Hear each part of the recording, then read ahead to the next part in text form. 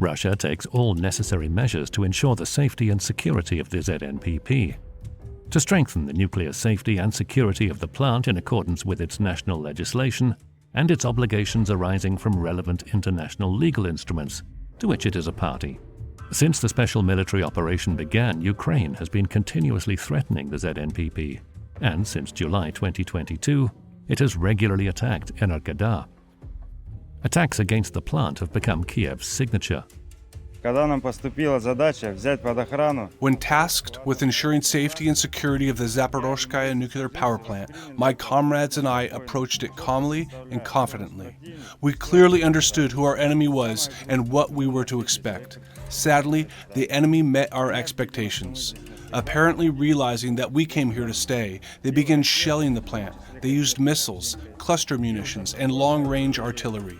They seem to target secondary facilities rather than the reactor units themselves. But what can really be considered secondary at a nuclear power plant? The Banderites apparently haven't given up and still tried to capture the plant. Several commandos have been sent here, but frankly, there's little left of them. The same will happen to anyone else who tries to come here. We are doing our job, repelling attacks, and holding our ground. We do our best to perform our duties well. Suffice it to recall Ukraine's artillery shelling of the ZNPP and attempts to burn its critical infrastructure, continuous UAV attacks, and even attempts to seize the plant by force. Russia still records more than 100 UAV attacks against the ZNPP and the city of Energodar every week. All these criminal actions are successfully counteracted by the Russian Guard of the ZNPP.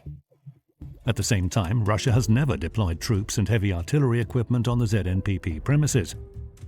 Only the necessary personnel to defend the plant and to respond to Ukraine's attacks.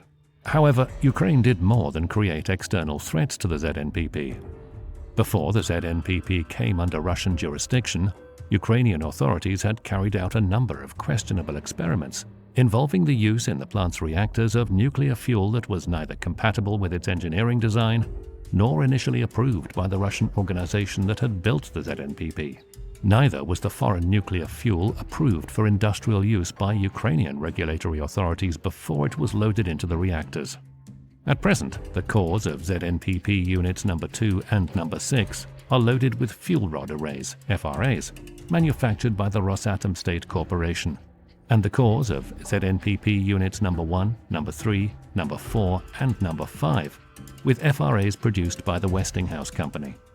Despite these technical irregularities, the ZNPP continues to operate normally due to the efforts of Russian specialists.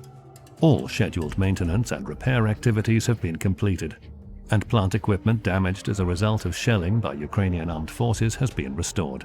Currently, all ZNPP power units have been switched to cold shutdown mode.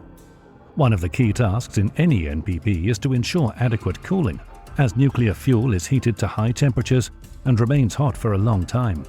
After Ukraine destroyed the dam at the Kakhovka hydroelectric power plant and the design layout feeding the ZNPP's cooling pond was breached, measures were taken to ensure an uninterrupted water supply to essential service systems for the ZNPP power units.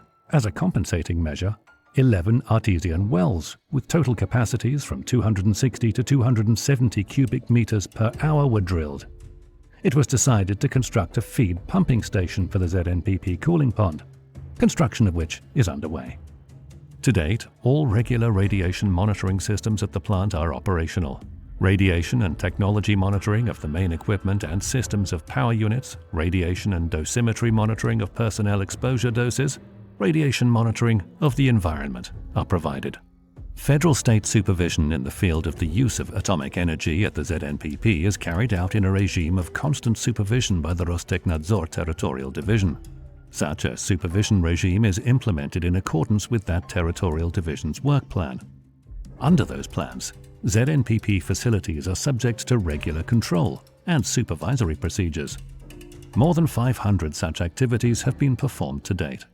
Thus, Russia is doing everything that should be done to ensure stable operation of the ZNPP and to address threats to its safety and security emanating from Ukraine. The very return of the plant to Russian jurisdiction is a significant contribution to ensuring the nuclear safety and security of Europe's largest NPP.